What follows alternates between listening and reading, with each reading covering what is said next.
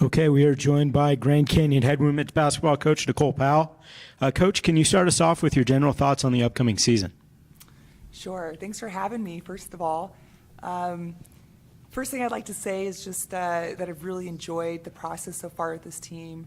We've got a lot of newcomers, a lot of fresh faces, excellent freshman class, but it's just been a real joy, from the summer to now.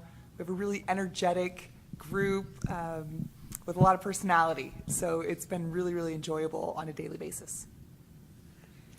The Lopes are picked fourth in both the coaches and media polls. Do you think that's a fair assessment? I think having us chosen fourth is really generous and quite the compliment. But we've got a lot of changes. We lost some big pieces from last season. It's definitely going to affect us. Two all-conference players. That's going to be really tough to replace. I am optimistic about us being competitive, but as far as I'm concerned, those rankings and numbers don't mean a whole lot. Really nice that the coaches think so highly of us, but we've got some work to do. Your team is the lone team in the WAC to not return any starters, but you have a couple new players that have already garnered preseason All-WAC honors in transfer AJ Cephas and freshman Laura Piera. Can you talk a bit about those two players? Yeah, I'd love to. Thank you for asking that. But exactly right. We're not returning any starters, which is pretty incredible here in year two. Like I said, I'm really excited about our reinforcements and, again, our freshman class. Alejandra Cephas was a big-time pickup for us from Reno. She just got tremendous experience, has done, stats speak for themselves. I think it's a really nice honor that coaches around the league were able to recognize that. She just brings a lot of qualities to our team as far as experience, her leadership qualities, how well she's gelled with our team. She just has a real servant's heart and competes on a daily basis. So she's just been really fun to coach. Laura Piera, hailing all the way from Barcelona. Again, someone who just is a character, has such a great personality and a sense of humor, but is just terrific on the court. Her ability to read the game and see plays ahead of time is really, really special. She's still a freshman. She's learning our game and adapting to, American college basketball, and that's going to be a process throughout the year. But if anybody can adapt quickly, it's certainly her. And I think with her national team, her junior national team experience, she brings a lot to the table for us. Last year was your first year as a head coach. What surprised you the most, and what did you learn that will help you in year two and beyond? What surprised me the most?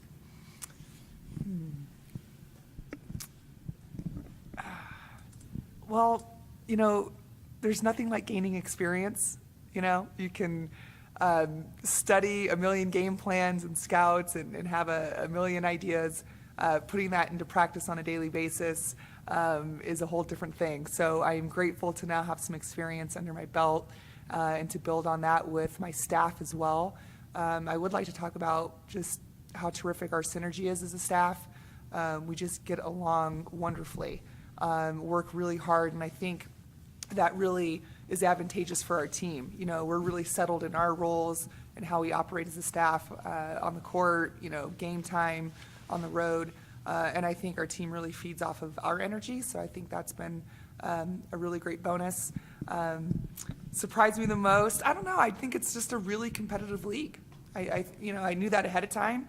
I think we've got some really sharp coaches in this league, so that definitely keeps you on your toes. As we start going through the conference and having to play each other, twice, 3 times, it really kind of puts you, and it's a very competitive process. So I look forward to that this season, and hopefully we can build off of last year's success. This question comes from Twitter user Gabe Leadley. Looking back over your first season as a head coach, what brought you the greatest joy? Say that again? Looking back over your first season as a head coach, what brought you the greatest joy? Brought me the greatest joy. What brought me the greatest joy was just to know that as a coach and as a staff, we really made a difference, especially for our seniors. Hearing their feedback into the year, exceeding expectations, doing something that they didn't think even possible at the beginning of the year was really, really cool.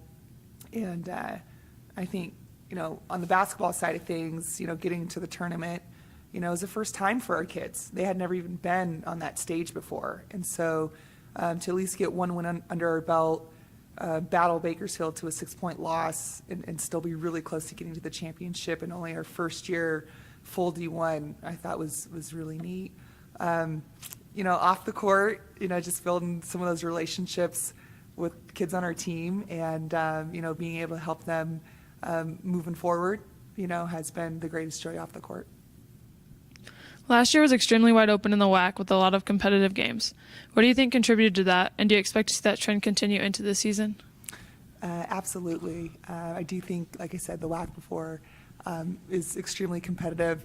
However, New Mexico State's been kind of ruling it. So, I thought Seattle obviously had a terrific year winning the conference tournament and making to the NCAAs, which was pretty neat.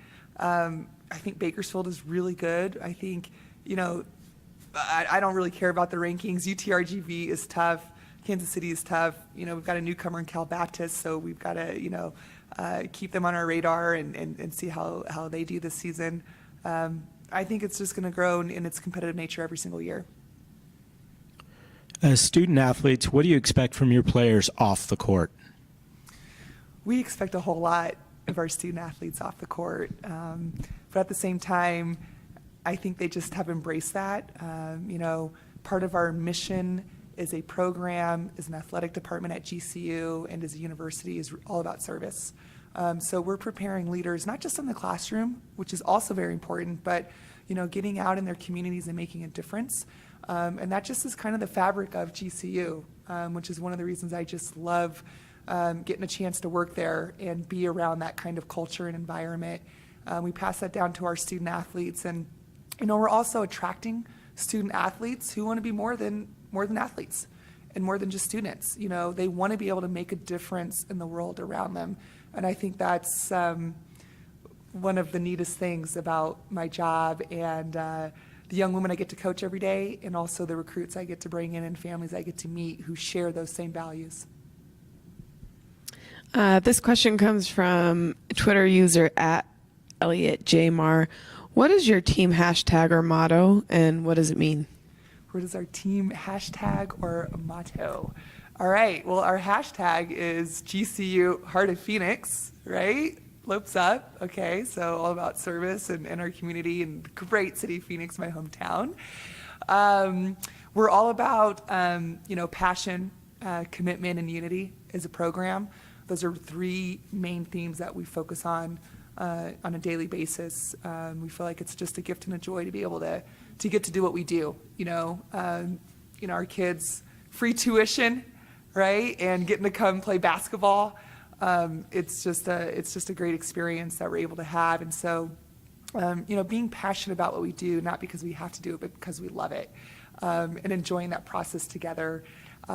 Commitment's a really big part of our program because, like anything, if you want to be great at it, it's going to take a lot of commitment, time, effort. This year's team, we've talked a lot about the process. As joyful and wonderful as it is to be a student athlete, it's also a grind. These young women and men have a full plate of classes, that they're trying to do well and excel in. Thinking about graduate school, I've got some pre-med students, and so they're really focused on that. We've talked a lot about community service today, which takes up a lot of time, even though they enjoy it. So just scheduling the demands, and then on top of that, being the best athlete they can be, which is so much more than practice. It's all those extra hours that you don't see. It's those extra hours in the training room with our strength coach, film, preparation, taking care of their bodies. So I just think there's a lot that student athletes, have to kind of carry as a load. But at the same time, we also, the payoff is really amazing. And so that's something we focus on. And then finally, unity. We do everything together. We're a family. We got to support one another through the ups and downs, and we'll see what this season brings. We've already faced some challenges, whether it's an injury or just a tough day in practice, tough day in life. And so, being able to compete on a daily basis, but always support one another is really key to our program. What would you say is your biggest challenge this year? Our biggest challenge this year. On the court, our biggest challenge is just that, you've said it before, we've lost 5 starters. So that's a lot of experience right there. We have a lot of new faces. And so just gelling on the court, building that camaraderie, building that synergy on the court has been a challenge for us. And I think we'll continue to grow in throughout the season as they get experience playing together. Again, it's just one of those things that just takes time.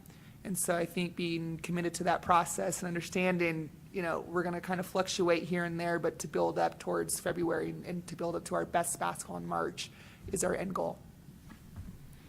You've got a very balanced non-conference schedule, 5 home games, 5 away, trip to the East Coast, couple trips to California.